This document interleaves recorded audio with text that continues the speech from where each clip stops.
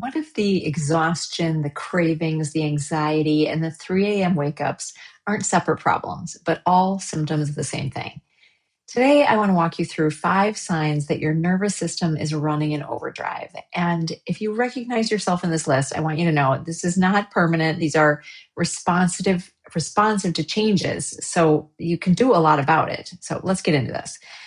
My name is Lynda Enright. I'm a registered dietitian and functional nutritionist. I've been specializing in women's health and perimenopause and menopause for about 25 years. I work with women who are doing a lot of things right and still feel like their body is working against them.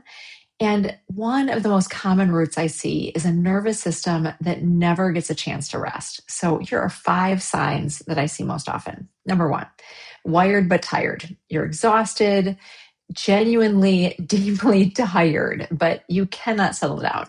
Your mind keeps going even when your body says it's time to stop. So, you can collapse into bed, but you're not relaxed and you're not sleeping.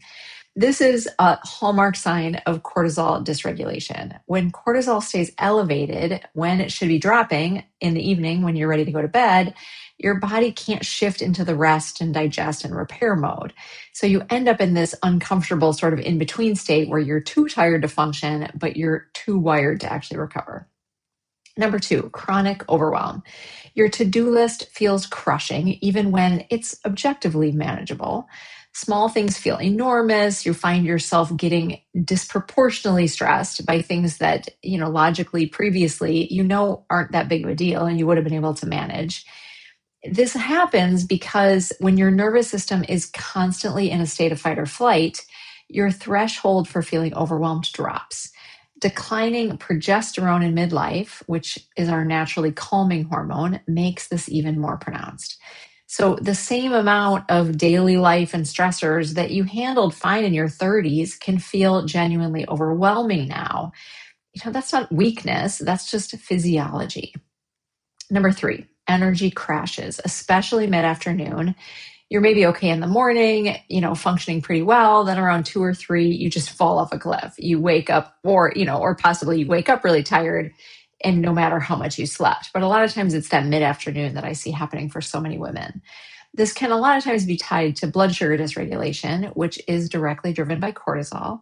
And when cortisol is chronically elevated, it raises blood sugar. Insulin comes in to clear it.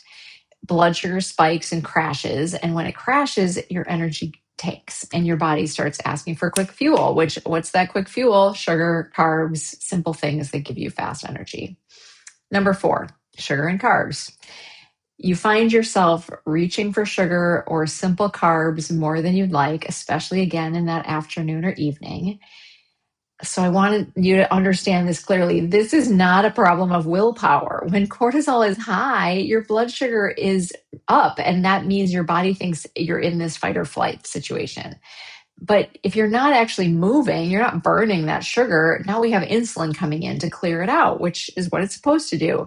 But then our blood sugar drops too low sometimes, and your body now is screaming for quick fuel again.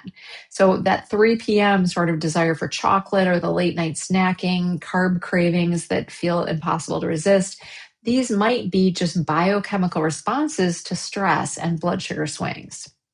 So understanding this is really important because the solution is not white knuckling it through the cravings, it's addressing what's driving them. Number 5, disrupted sleep. Trouble falling asleep, waking in the night, often around 3 a.m., waking early and not being able to get back to sleep, or maybe sleeping a full night and still waking up barely rested. Cortisol and melatonin work on opposite schedules. Cortisol is supposed to be high in the morning. It's what wakes you up, and low at night.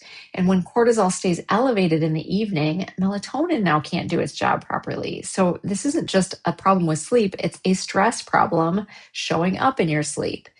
And in midlife, when progesterone, which promotes deep restorative sleep, is also declining, disrupted sleep becomes a really common and frustrating symptom that so many women are dealing with. So what do we do about it? I want you to give 3 starting points because these are simple, accessible, and they speak directly to your nervous system. First of all, use your breath intentionally. A slow exhale, longer than your inhale, directly activates your parasympathetic, your rest and digest nervous system. So it flips the switch from fight or flight, which we spend so much time in, to again that rest and digest. Even just 4 or 5 slow breaths can actually shift your physiology. Second, go for a walk. Particularly in the morning is even better, but even just like a 10-minute walk of natural morning sunlight can help to anchor your circadian rhythm. That helps to regulate cortisol, melatonin, and your whole hormonal day. And walking, not just like intense cardio, which can be great, but also could be a stressor. So even just going for a walk can actually help break down excess cortisol, and it can really help regulate. Third, protect your evenings. Start dimming the lights, lowering stimulation maybe an hour before bed. Put your phone down earlier than maybe you're used to. This all signals to your body that it's safe to come down, and it gives cortisol a chance to drop so melatonin can rise. These are not huge changes, but they are direct inputs to your nervous system, and your nervous system is highly adaptable. It can actually learn a new baseline. If you recognize yourself in this list, you are not alone, and this is not your fault. These are some of the most common experiences I see in women during midlife, and they are responsive to change. So if this is helpful, I hope it gave you some good ideas and just some easy things that you can get started with. If you are trying to figure out how to navigate all this and are looking for support, click on the link and schedule a free discovery call, and let's chat about it. See what might be a good next step.